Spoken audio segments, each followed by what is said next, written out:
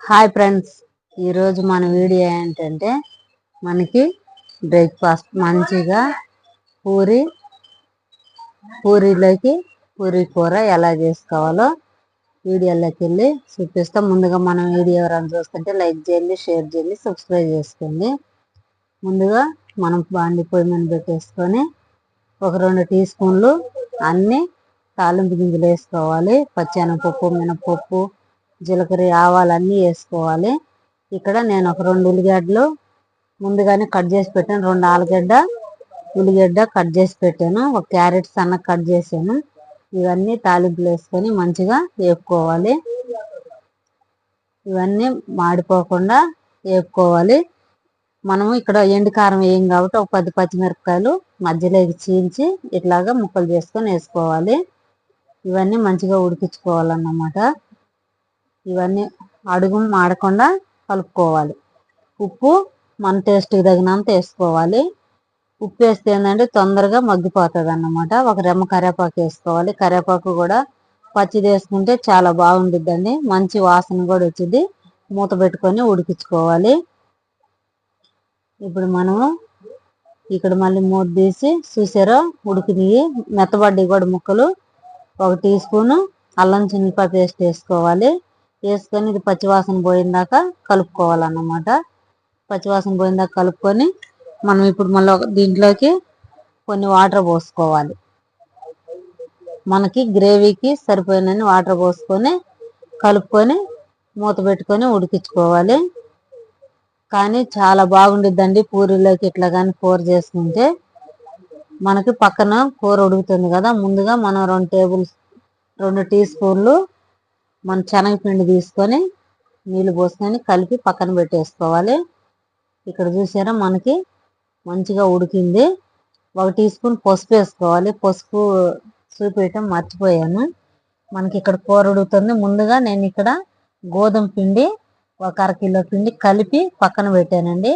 గోధుమ పిండిలోకి మనం ఒక 2 టీ స్పూన్ల ఆయిల్, ఉప్పు, కొంచెం చక్కెర కూడా వేసుకొని మంచిగా కలిపి పక్కన పెట్టేసాను. మంచిగా నానింది. మనకు ఇదంతా మనకి పూరీకి సరిపోయినంత ఉండలు చేసుకోవాలి. ఈ విధంగా చిన్న చిన్న ఉండలు చేసుకోవాలి. ఉండలు చేసుకొని పక్కన పెట్టేసుకోవాలి. పక్కన పెట్టేసుకొని మనకి కూర కూడా మంచిగా ఉడికి దగ్గర పడిందండి.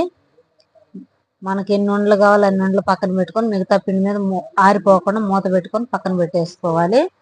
మనకి ఇక్కడ కూర కూడా ఉడికిందండి.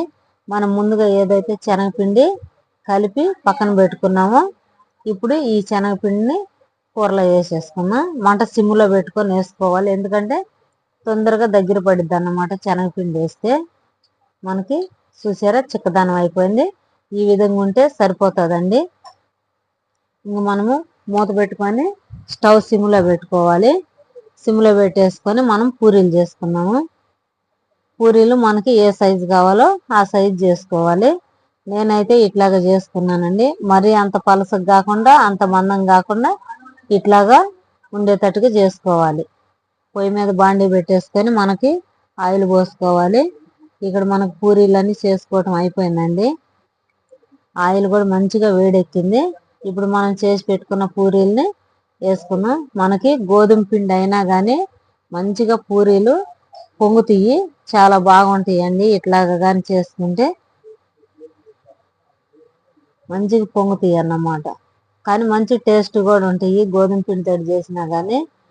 చాలా మంది ఇట్లా పూరి పిండి అట్లా చేస్తారు, కానీ పూరి పిండితో అయినా బాగుంటుంది. కానీ కొంచెం ఇట్లా చేసుకుంటే ఏంటంటే మనిషికి హెల్దీ, ఆరోగ్యం కూడా ఉంటుంది. ఈ విధంగా పూరీలన్నీ కాల్చుకోవాలి.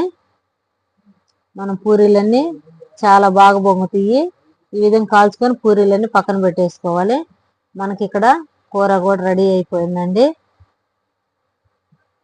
మనకు పూరీలు కాల్చుకోవటం కూడా అయిపోయింది. మనకు కూర రెడీ అయిపోయింది. ఇప్పుడు మనము వేరే ప్లేట్లోకి సర్వ్ చేసుకున్నామండి.